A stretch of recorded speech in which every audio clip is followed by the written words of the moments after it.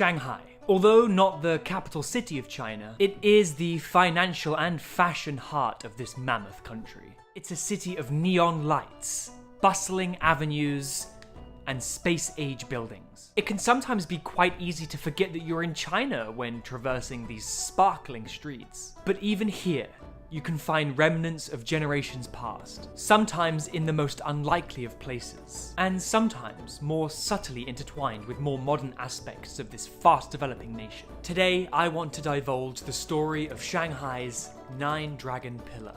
Now, one thing you should know about Shanghai is that a lot of its city planning and road design takes inspiration from the West. Whereas other Chinese cities like Beijing and Shenzhen are very grid-like in their layouts, the roadmap of Shanghai is more like a mess of spaghetti. One saving grace for us Shanghaiers is the logically named Yan'an Elevated Road. Built in 1996, it cuts straight through and, as the name suggests, above the heart of Shanghai. Other than being featured in the James Bond movie Skyfall, the road hasn't received much attention. I mean, it's just a road, right? This is where our story gets interesting, and potentially a little creepy. Yan'an Elevated Road, all 15 kilometers of it, is held up, as one might expect, by a series of thick, fortified concrete columns. Nothing too special about that, except when you look a little closer and discover that just one of those columns has been decorated with 9 elaborately designed golden dragons. It's something a person living in this city might pass every day and never notice. But once you know it's there,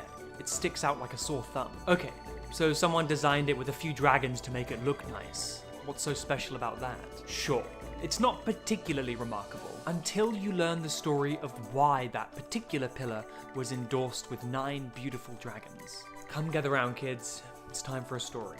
Back in the mid-90s, amidst an economical and developmental boom for Shanghai, construction on the Yan'an Elevated Road began, with an aim of alleviating traffic from the hubbub of the roads below. It was an extremely ambitious project, taking the better part of 2 years to complete. Construction of the expressway progressed without much to write home about, until workers reached the intersection with Chengdu North Road. Just as a side note, most roads in Shanghai are named after other Chinese cities. There's a Beijing Road, a Yunnan Road, a Qingdao Road. Chengdu Road is no exception. It's named after the capital city of Sichuan province in far western China, famous for its giant pandas. So, whilst drilling the foundations for the enormous column that would shoulder the weight of the expressway above, construction workers ran into a problem they couldn't quite put their fingers on.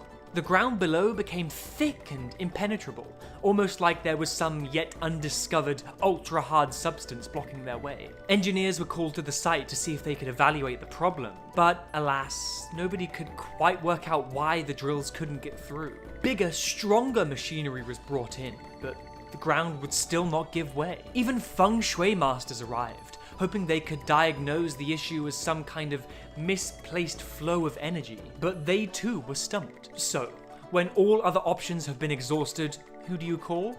A priest, of course. A high-level monk was summoned from the local Jade Buddha temple. Engineers wanted to see if he could offer any wisdom on the case of the impenetrable ground. After a closer inspection, the monk surmised that the construction had disturbed the resting place of an ancient dragon. The dragon was pretty miffed that the construction had disturbed his slumber, and he was determined to put a stick in the spokes of this construction project. Now, some versions of this tall tale now state that construction went ahead anyway. Engineers, not heeding the warning of the monk, attempted to build the pillars regardless. Some say this resulted in several sections of the elevated road collapsing, resulting in the deaths of dozens of construction workers. The monk was once again summoned. He was asked to bless the area in an attempt to appease the mighty beast. And he did. But worried that his blessing might not be enough, the monk also advised that this particular column be decorated with images of the powerful beast, not only to appease the dragon, but also to further fortify the column. A designer by the name of Zhao Zhirong was hired to design the support, which he elaborately decorated with 9 golden dragons, winding from the base of the column all the way to the top. It was truly a thing of beauty. So why 9 dragons, you may ask? Well, much like in the English language, Mandarin is littered with puns. The reason the number 4 is so feared is because it sounds almost exactly the same as the Mandarin word for death. The pronunciation of the word 9 in Mandarin sounds identical to the pronunciation of the word meaning a long time, both words being pronounced 久. Yes, Mandarin is hard. The idea was, as with constructions of this nature, that the pillar would be around for a long time, so having 久, dragons, just made sense. Why do I keep doing this? In China, they have hand signals for all the numbers from 1 to 10. 6, 7, 8, 9, 10.